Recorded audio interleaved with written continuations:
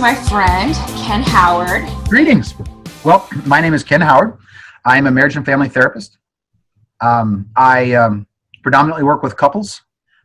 My skill set is in helping couples re-knit trust when trust has been breached. So that means I work with a lot of couples recovering from affairs or sexual acting out or addictions, because those are some pretty big nuclear bombs to drop in the fabric of trust in a relationship. And so when people are wanting to recover and re-knit, that's my skill set, and I help people do that. And it is an honor to sit in that combustion on a daily basis and walk with them in that journey.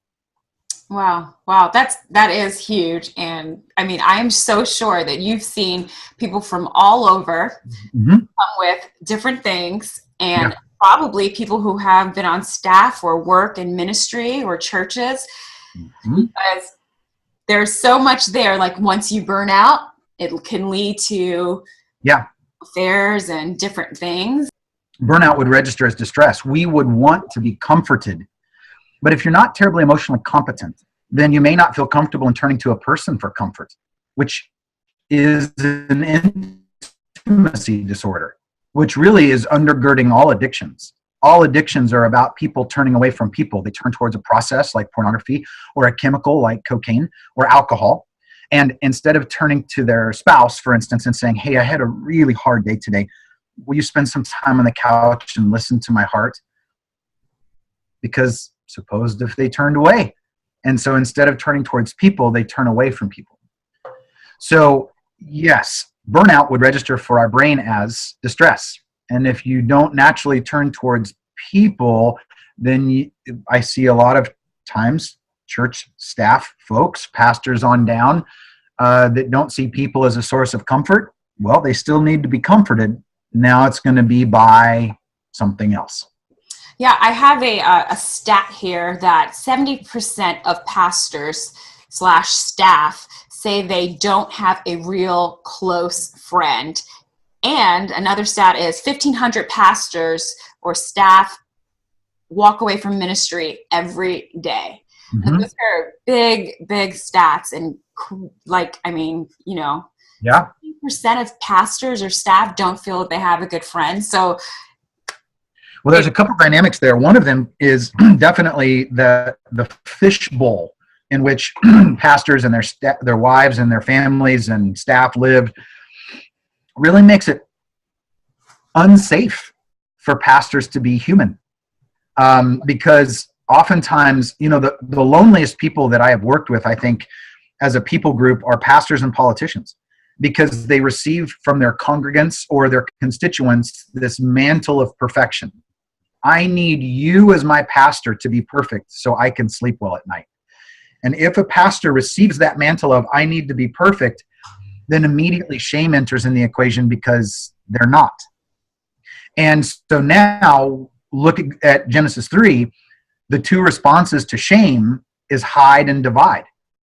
As soon as they ate the apple, they were consciously aware of the shame of their nakedness. And so they put on fig leaves, and then they hear God coming, and they jump in the bushes and hide. So the first two recorded responses of shame is hide and divide, and we haven't learned any new responses. So when pastors take on a mantle that is not of the Lord, that is a crushing load that Satan would love for them to be crushed by, immediately they have to create barriers and space, because otherwise people are going to see they're not perfect. So that's one issue. The other issue is a lot of the pastors that I've worked with, now I'm an attachment theorist, so the lens that I look through is how do people build either a secure attachment, an anxious attachment, an avoidant attachment, or a disorganized attachment. And the avoidant attachment does not trust intimacy, but yet they want to be connected. So oftentimes people with an avoidant attachment lens will seek helping professions, doctors, pastors, therapists, teachers, nurses, because at least I'm connected, but I'm connected in a hierarchical way. I'm up here, you're down here. Do you see the intimacy split there? And so oftentimes I'll ask pastors, where do you feel the most connected to your congregation? Oh, that's easy. Sunday morning when I'm preaching.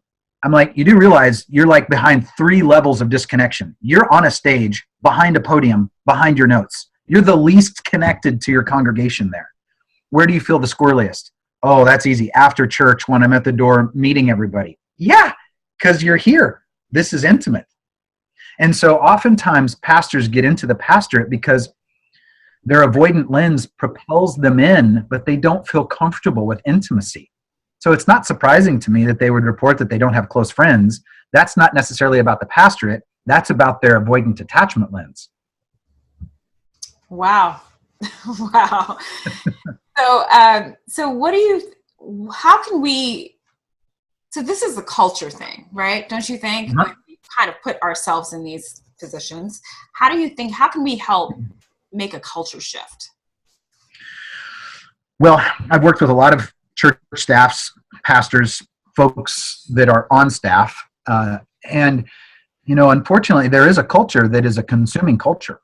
It is a culture of rapacious consumption that says, we will take every part of you that you will give us, every hour of your time, every ounce of your energy, every margin of space that you have, we will take it. And so, unfortunately, the church culture, really attracts people who don't know how to create healthy boundaries, and then uses that. Not intentionally necessarily, but none the same. Intent does not change impact. It doesn't matter if their intent is to use people, the church oftentimes does, and uses them up to the point of burnout. And then they're replaced by the next person.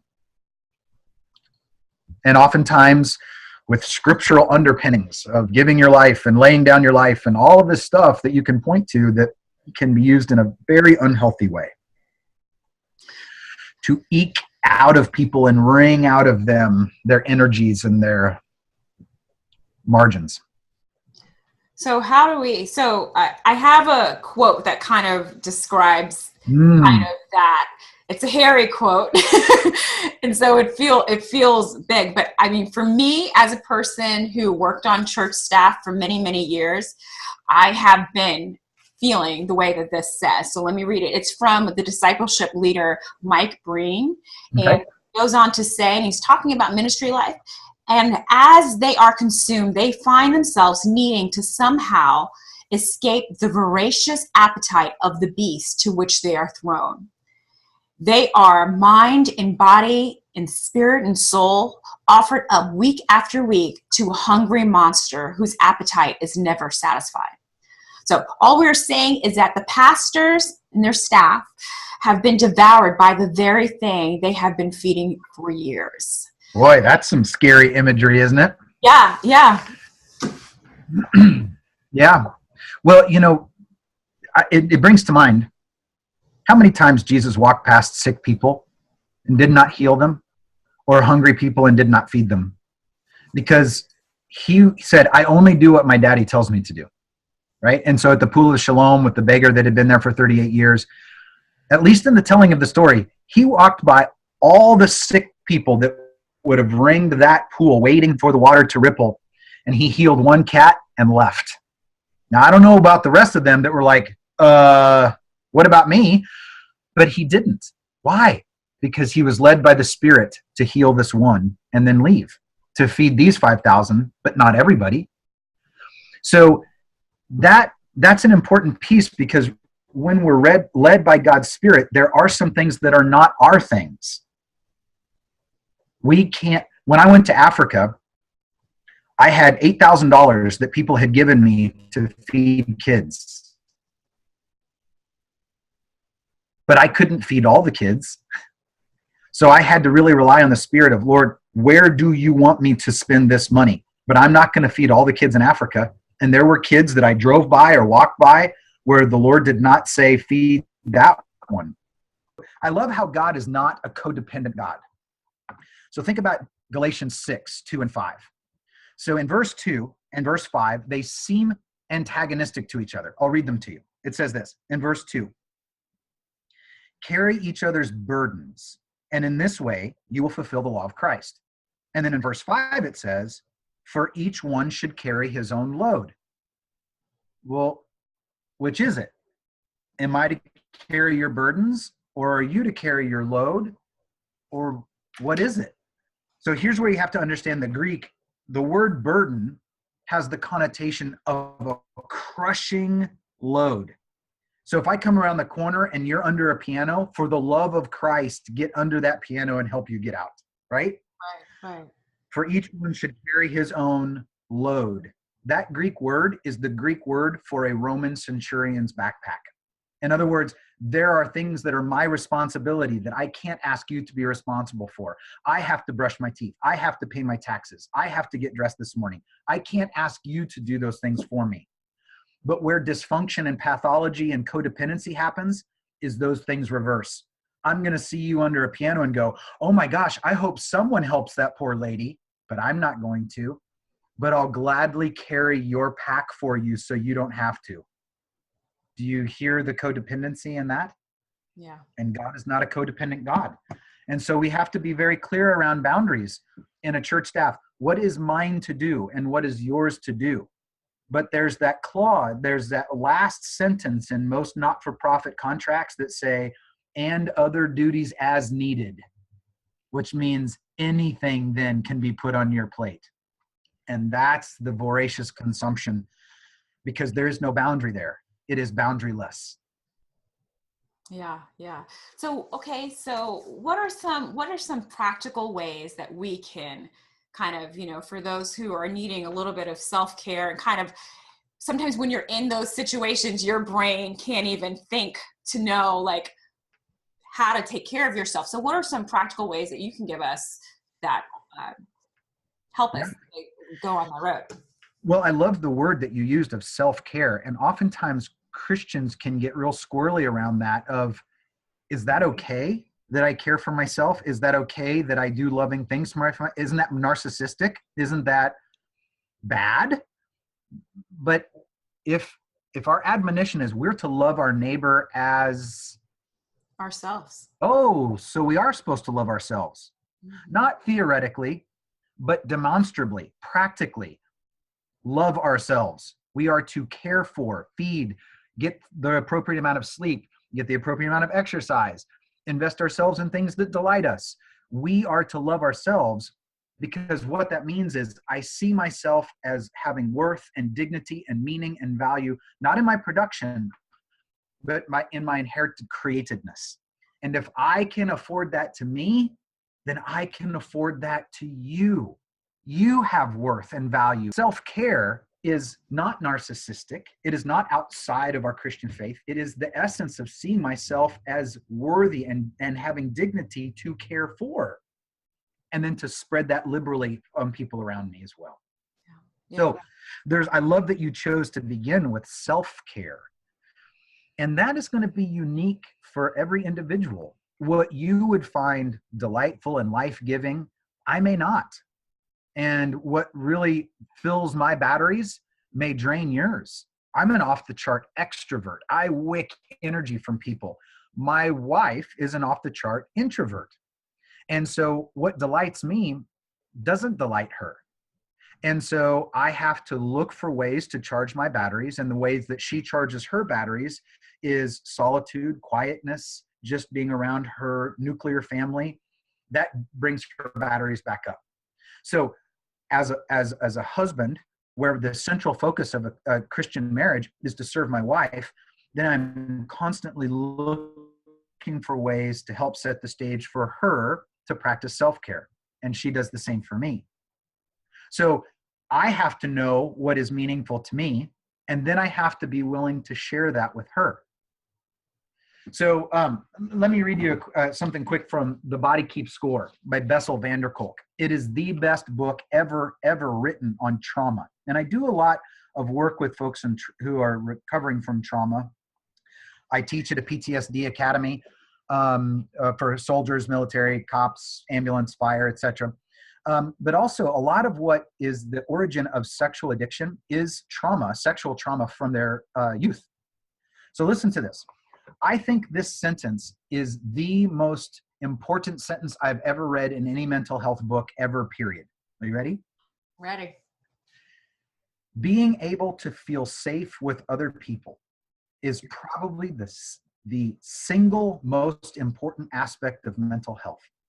Safe connections are fundamental to meaningful and satisfying lives. Numerous studies of disaster response around the globe have shown that social support is the most powerful protection against becoming overwhelmed by stress and trauma. But social support is not the same as merely being in the presence of other people. The critical issue is reciprocity, being truly heard and seen by the people around us. Now, let me stop there for just a second. What is the antecedent to you, Jenae, truly hearing and seeing me? It's me being connected enough to my own internal experience and then being willing to be vulnerable enough with you to open my internal experience for you to hear and see. If I'm disconnected from myself and I don't know what my internal experience is, or I'm unwilling to be vulnerable with you, how can you ever hear and see me? You cannot. You are hopelessly locked out of my internal experience unless I open it and vocalize it to you. Now, so being truly heard and seen by the people around us, feeling that we are held in someone else's mind and heart, and for our physiology to calm down and heal and grow, we need a visceral feeling of safety. So all of that begins with me. It's the intrapsychic. I have to know what my needs are in order to offer them to my spouse and say, Angie, this is what I need this weekend to really recharge from a heavy week. If I don't do that, how can she serve me in that? How can I get my needs met? So I have to choose strategies that get my needs met. That's my job. And if I fail at my job, I can't blame anybody else for that. I can't blame a pastor who asked me to do something when I knew that that would overwhelm my capacities if I say yes.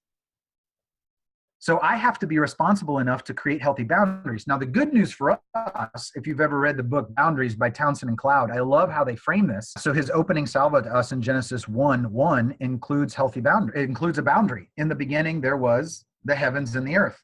Boundary. There's a boundary there. Heavens and earth are distinctly different things. And then light and dark and land and sea, and or land and sea and light, land and sky and light and dark and male and female. Boundaries, boundaries, boundaries, distinct different things. Then he says in Genesis 3, you can have anything in the garden, but not the tree. Boundaries. But he didn't just create a boundary, he reinforced it as well, because he allowed them to experience the consequences of breaking that boundary, which was death. So he's not just a benevolent grandfather who says, okay, kids, but don't do that again.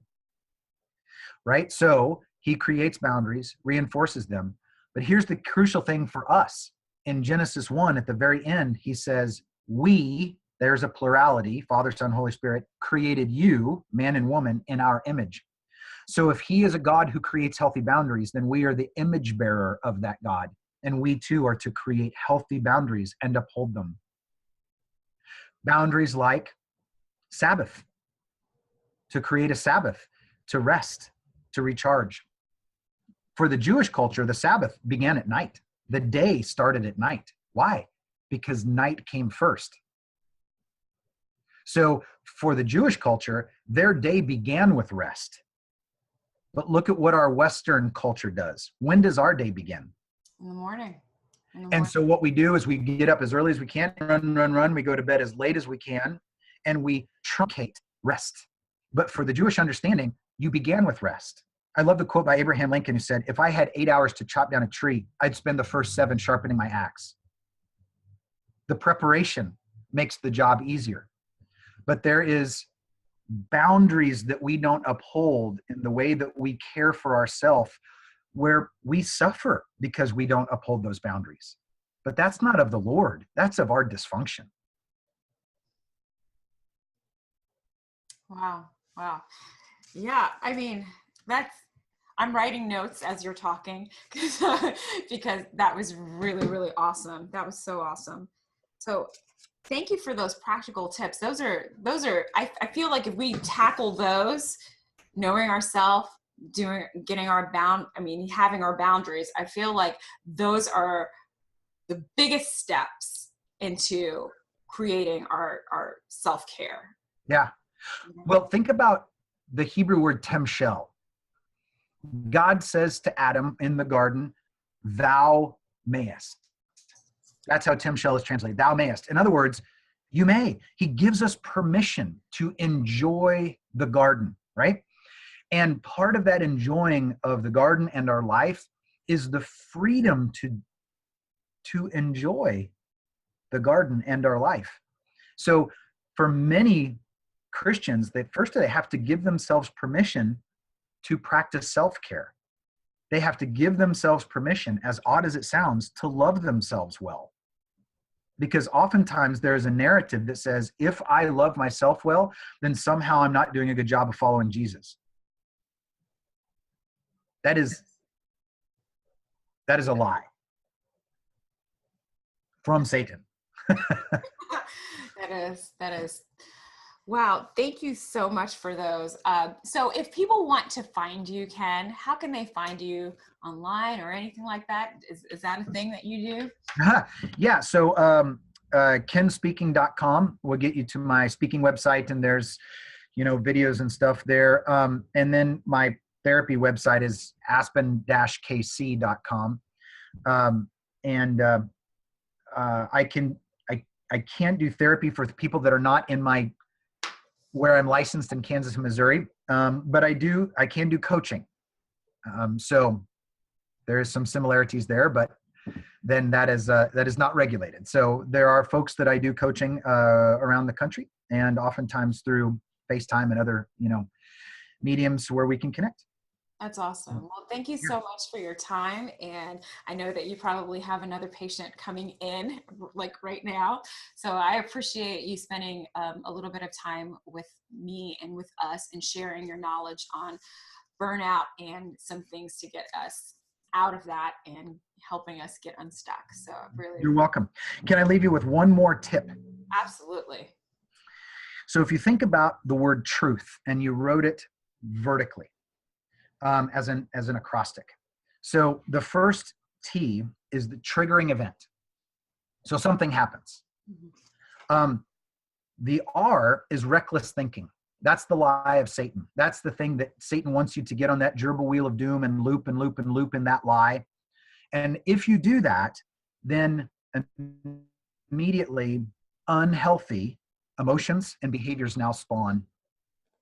So we have to know when we are listening to Satan's lying voice. And a good hint is, if you ever feel shame, you're listening to Satan. Shame is his best tool against us. It is the one tool that God throws out of his economy when he says, for them that are in Christ Jesus, there is no condemnation, no shame. It's not part of my tool set. But it is his best tool against us because it will cause us to hide and divide. There's the shame piece in Genesis 3. And it will cause us to disconnect from the body of Christ and from other people as we hide our shamefulness and separate from others. So when you think about Jesus in the desert, 40 days into his fast, Satan comes up and lies to him. How did Jesus respond to those lies? It is written. And he repeated back truth. So that's the next T, truthful thinking. And when you replace Satan's lies with truthful thinking, then healthy emotions and behaviors now flow. And there's the acrostic truth. So many of the people listening are going to have to come to grips immediately with, they have been listening to a lie from Satan that says it's not okay to take care of yourself. It's not okay to practice self-care. And that's a lie. But now they're going to have to replace it with truth. And this is where you have to look at the goodness of God and the creation of us and his delight of us, and how much of Scripture is him holding up the goodness that he has for us and saying, thou mayest. Enjoy relationships, enjoy sexuality in relationships, enjoy food, enjoy your body, this amazing thing that I've given you to steward, like enjoy. So he's given us this experience not to get through it. So many Christians look like they've been baptized in lemon juice. They just look miserable.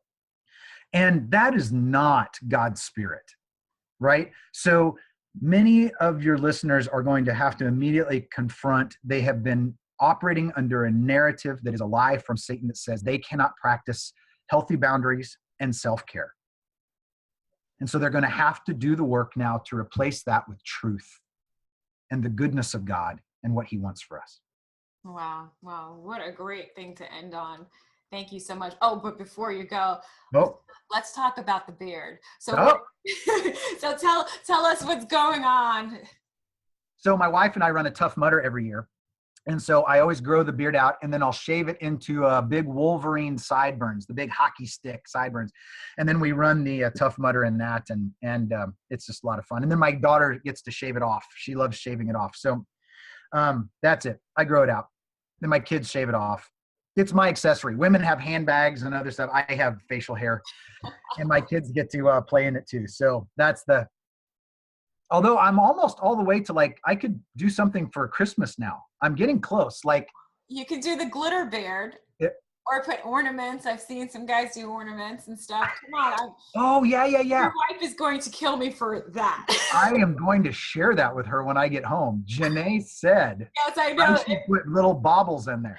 I'm going to get an email or phone call. I know it. Oh my gosh.